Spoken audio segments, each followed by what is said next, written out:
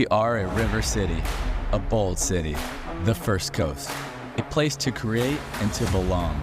Here, the sun shines a little brighter, and so do the people. We share a love for our region, a pride for JAX, and a passion for the beautiful game, dedicated to giving everyone a sporting chance. Together, we will elevate soccer and sport in our community by lifting every voice. We are Sporting Club Jacksonville. We are Sporting JAX.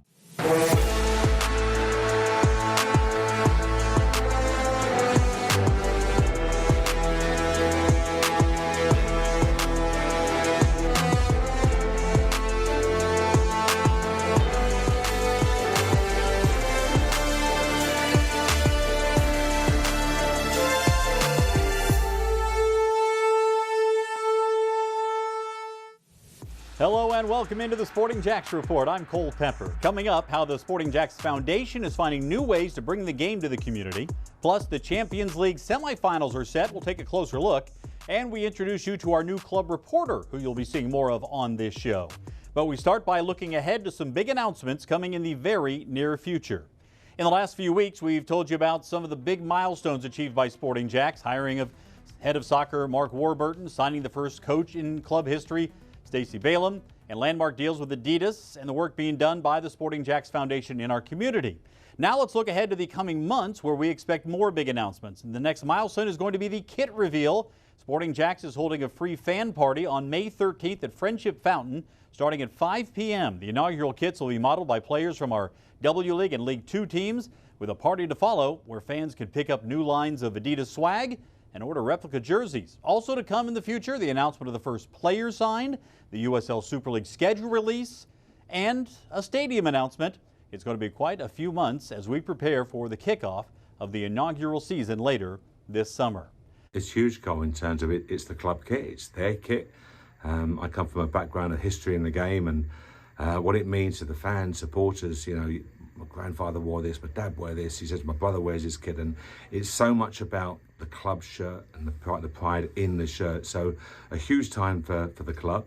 The first kit being launched, and I hope very much that the fans love the kit and look to wear it going forward. Another milestone to share with you is the hiring of our first team reporter. Emerson Burris will join us starting next month. You'll see her on this show as well as on our digital and social channels, and she'll be on the sidelines for our home games. Emerson comes to us from Arkansas, where she created the sideline reporter position with the Razorback Sports Network. Well, I knew I wanted to be in front of the camera. I did a little bit of that throughout high school for the student video team, and I really liked it. I knew I wanted to stay involved in the sports world. I knew I wasn't a D1 athlete, but still wanted to contribute in one way or another, and got involved a little bit with the journalism school, but they didn't necessarily have sports-related major through the J school. I did a sports reporting class, but again, that wasn't something that was necessarily setting me up for a full-time opportunity after school. So I reached out to the director of broadcast and our play-by-play announcer here at Razorback Sports Network, and I gave them the idea. It took a little bit of time and a little bit of persistence because it was another step on their end and more work on their end, and so it took some time, but I was persistent. And yeah, I was able to tell stories of athletes here at Arkansas. I really covered a lot of soccer, volleyball, men's and women's basketball, and then I really got into gymnastics as well. But yeah, I wanted to create an opportunity for myself, and so I put in the work to get there. I love that. And then you mentioned internships. One of your internships was with Sporting KC, so you got a little soccer exposure there. And then you had one with Fox Sports in Charlotte. But what happened? Yes, so I had an internship in LA after my sophomore year at Arkansas at Fox Sports, covered the Gold Cup and World Cup, and loved my experience there. So I wanted to check out the Charlotte office after my junior year, and that was really NASCAR based. And the week before my internship started, Race Hub, the daily show out of the Charlotte studio, was canceled, and my roommate Lauren and I kind of freaked out. We talked to our manager and said, hey, we would love to just start something. We'd love to start a podcast, a show, do we have an opportunity to do so in the office? And it kind of just came to fruition. We started long form content. It was called the Queen City Sideline Report, and we were just talking about things going on in Charlotte, and the Olympics was happening, so we covered the Olympics a little bit, and then we cut those down to short form content and pushed it out onto our socials. And it was short lived. It was just for the summer, but it was a way to just add more to our plate when there wasn't a whole lot going on in the office. And you will begin seeing Emerson on this show starting next month. We now welcome in Mauricio Ruiz as we get to our USL Championship Game of the Week. We head to the desert in Las Vegas, where the Lights were hosting FC Tulsa. Tulsa coming off a rough week, losing to the Oakland Roots and being bounced from the U.S. Open Cup by Phoenix in PKs. To Vegas we go, and this matchup had seen Las Vegas not score in the first half in the last 5 games, and they would fall behind in this one yet again. 14th minute, Alex Delu sets up Stefan Lukic with a shot from outside the box. It's 1-0 Tulsa. Good start for the visitors. 26th minute now. Taylor Calhera dribbles into the box and is shoved down. Pretty clear penalty. Take another look at it here. Just a blatant shove. Of course that's a penalty, a no-doubter. So Calhera steps up and scores from the spot. Tulsa leads it 2-0. Late in the half, Tulsa is at it again. Giordano Colli to Alex Delu. He assisted on the first goal, and he scores the third for Tulsa. It was 3-0 at halftime. After Las Vegas scores on a PK in the 51st minute, Tulsa gets one back. Arthur Rogers to Taylor Calhera, a brace for Calhera, and a big win for FC Tulsa. They'd scored 1 goal or none in their first 5 matches, but they get 4 in this one. What a breakout, Mauricio. Well, when you look at the standings and you look at goal differential, you can see how, especially early in the season, 6-7 games in, how one game like that can really kind of make or break and kind of put you in a different position. I mean, Tulsa sitting in second place after that win, the 4-1 win away Las Vegas Lights. Pretty impressive win. Las Vegas Lights had a really good season last year. They're sitting second place at 2-2-2. But Tulsa, new coach, new general manager, they have a new project in place, and they look pretty impressive. And I think we're going to be seeing a lot more of them. This is not a fluke, but certainly a great statement win for them to go away to the Lights in West Coast and get a 4-1 win. Pretty impressive, 3-0 by halftime. They really had the game in wraps at that point. Now let's take a look at the USL Championship standings, starting with the West. You see Tulsa there in second, just a couple of points behind Monterey Bay, that's gotten off to a great start so far this year. But Tulsa, San Antonio, New Mexico United, all on 12 points to start the season. In the East, the top team so far has been Loudoun United, another surprise team this year, but a lot of company with Lou City, Detroit City, Charleston Battery, some of the usual suspects hanging around at the top. Hartford Athletic continues to struggle at the bottom of the table. This weekend, some teams are participating in the USL Championship. Will be taking a break from league play to play in the Jägermeister Cup, a competition that includes teams from the USL Championship and USL League One. Now, Mauricio, let's take a deep dive into the Champions League. Semifinals kick off on Tuesday and Wednesday. It's Arsenal hosting PSG, Barcelona hosting Inter Milan. Can Arsenal win it all? Yeah, I feel like a lot of people, and I know they don't take this into account, they don't take emotion and feelings into account with the odds, but I feel like a lot of people want Arsenal to win, right? I think PSG kind of have, they bought Neymar and Messi and Mbappe a while back, and now they're trying to do it a different way. I think people are still kind of out, I'll say if you're not, unless you're from Paris, Barcelona's been there, done that. Inter kind of been there, done that.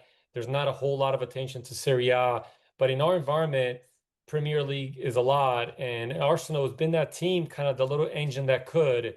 And I think a lot of people just have a heart for Arteta. There's a documentary, and Liverpool took it this year. Liverpool faltered a little bit in the league. So, Arsenal looks like the team that a lot of people, it's almost like their second team, if you would. And I think a lot of people want them to win. Now, they actually can win. They're a good enough team. They've adjusted really well without Kai Havertz and Gabi Jesus as a forward line. They've put in Menino there. So they're defensively really, really solid. They're built for it as a championship team. They're built for kind of one and dones like this, right? Like it's a two-leg competition, and they're built for that. So, I think a lot of people want them to win, but for good reason. They're a really good side. All right, and that Champions League final will be played on May 31st in Munich. Now let's welcome in the head coach of Sporting JAX, Stacey Balaam. Stacey, this week the USL Super League announced a naming rights sponsorship with the financial services company Gainbridge. What does that mean to you in terms of this deal and coming in advance of the first season for Sporting JAX? Just says that there's a lot of respect for the women's game now. And, I think that a lot of companies, sponsorships, brands, they want to get behind it. And I think that, it just shows how much it's evolved and the pathway and where it's going, the direction it's going in is very, very positive. And it's getting a lot of media attention. It's getting a lot of viewership on TV. And I think that, the future is really bright for women's soccer. So the last week you spent on a bit of a media tour around Jacksonville, speaking with TV shows, radio shows, reporters, what have you. What did you take away from that experience? I just took away the amount of excitement there is within the community and how much people want to see Sporting JAX grow and how much they want to, come support. And I think that it's really gaining a lot of attention within the community, and I think that it's been needed. And I think it's a lot of people have wanted this to happen, and now that it's happening, everyone is really looking forward to it. And I get that feel from everyone within the city. Well, there's certainly a lot of work to do in the meantime, and we'll have more from Stacey Balaam coming up next week. Season tickets are now on sale for Sporting JAX inaugural USL Super League season. Kicks off in August at Hodges Stadium. Tickets start as low as $10 per game for students and go up to the field seats and premium hospitality. Join the movement and be a part of the first professional women's team in Jacksonville. Go to sportingjax.com or call 904-863-KICK for more information. Still to come, Becky Burley joins us with perspective on the big USL Super League sponsorship news. That's next as the Sporting JAX report rolls on.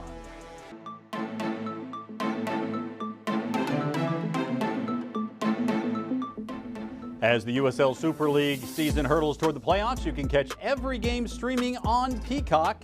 All 8 teams are in action this evening. Spokane hosting the Tampa Bay Sun at 5. Brooklyn welcomes DC Power at 6. Carolina Ascent visits Fort Lauderdale United at 7:30, and it's Dallas Trinity at home to Lexington at 8. Every USL Super League game streams live all season on Peacock. Let's get the highlights from the last week. Big goal the week before. Would it follow this past week? Let's start with Lexington. Spokane Zephyr, 6th minute. Amina Ekic on the corner. So dangerous. Finds Sydney Cummings for the header. It does go in. Take another look here. Did cross the line right there. It's a goal. 1-0 Spokane. 7 minutes later, Spokane on the run. Things break down just a little bit on the pass, which is off the mark there, but right there to Ekic in the right place at the right time. She drills it to make it a 2-0 Zephyr lead. Second half now, Spokane on the break again. And once again, not really a thing of beauty here. Decent defending by Lexington, but guess who the ball finds? Eventually it goes to the foot right here of Amina Ekic, and Ekic puts it away. 2 goals and assists. What a game for her in a 3-0 Spokane win. DC United with a Friday night game against the Tampa Bay Sun, and watch this skill. First the pass from Vivian Bissett, then Flo Nielsen controls it and puts it away. That is a beaut. And it's the game winner. Tampa Bay steals 3 points in DC, 1-0. Dallas Trinity hosting Fort Lauderdale United, just the 3rd minute. Fort Lauderdale, some good defending initially, but it falls to Allie Thornton, who puts it away. She's tied for the league lead with 10 goals. Dallas and Fort Lauderdale, a 1-1 draw. Brooklyn hosting Lexington late in the first half. Mete Lopez heads it in. Lexington is up 1-0. Second half now, Brooklyn on the move. A misplay by the Lexington keeper, and Luana Gravius there to take advantage. She puts it away. The match ends in a 1-1 draw. Here's a look at the USL Super League standings as we inch our way closer to the first ever postseason in league history. Carolina Ascent on top comfortably right now with Dallas Trinity and then the 2 Florida teams, Tampa Bay and Fort Lauderdale, up next.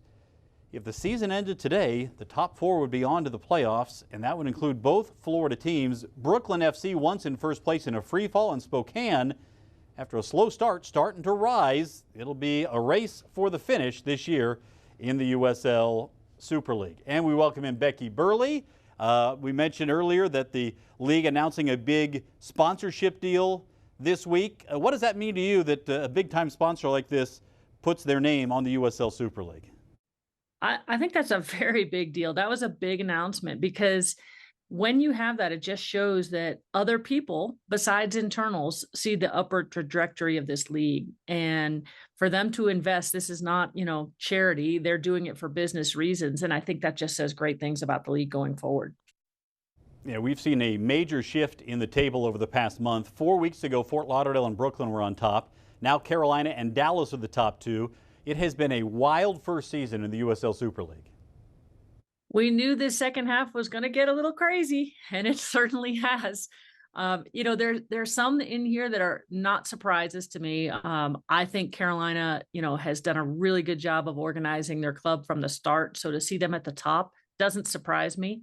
I was always a little surprised to see Brooklyn at the top.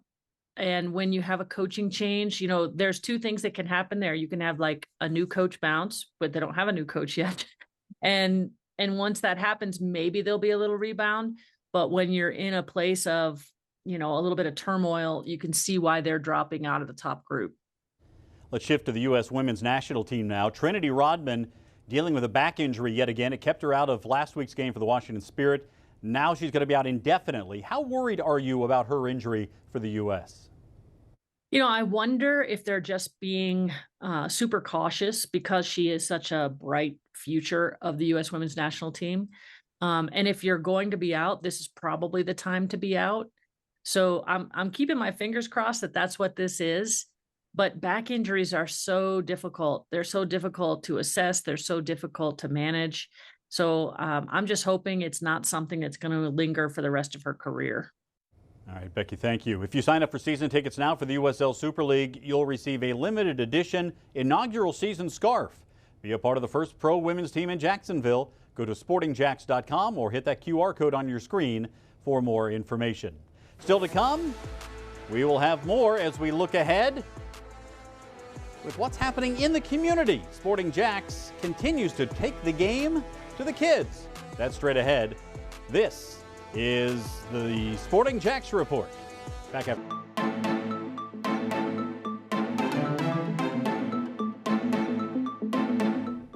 Next month, Sporting JAX will be unveiling the inaugural kit, but you can already get official Sporting JAX merchandise from shirts and hats to sweatshirts and scarves. Head to sportingjax.com/shop to get your official club gear today.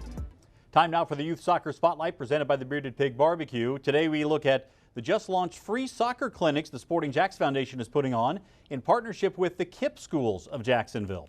The first of the clinics was held last Saturday at KIPP Bold City High School. Dozens of kids came out to the beautiful field on the KIPP campus to learn more about the game.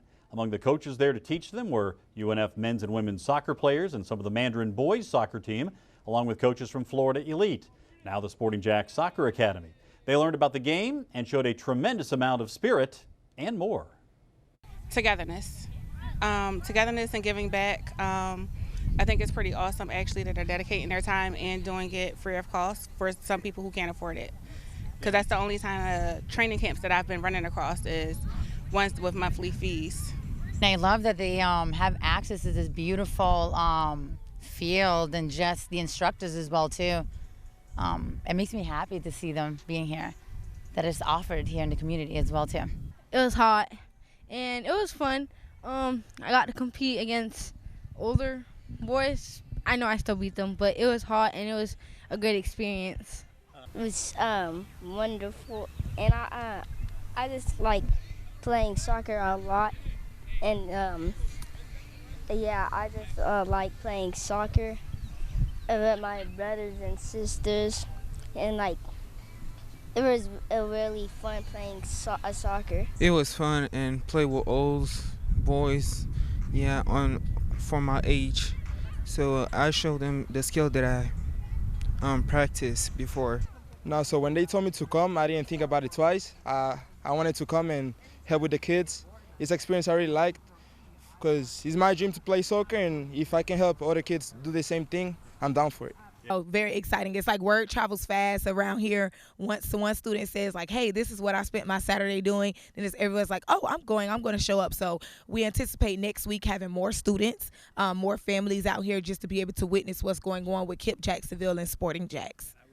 The second clinic just wrapped up today. They'll be back on the field for the next 4 weeks, continuing to grow the game and create some great memories. For more on Sporting JAX in the world of soccer, join Mark Warburton, Stacey Balaam, and me every Tuesday night at 6 on 1010XL. It's the Coaches Show presented by Sporting JAX. You can listen on air, 1010 AM, or online or on demand at 1010XL.com. Be sure to join Mauricio, Becky, and me every Thursday night at 6 for the Sporting JAX Soccer Hour. We cover the entire soccer world, including Sporting JAX and the USL. Thursday nights at 6 on AM 930, Fox Sports Radio Jacksonville, or the iHeart app. Still to come, the top of the Premier League table is in flux, but one team has been in charge all season long. That's next as the Sporting JAX Report rolls on.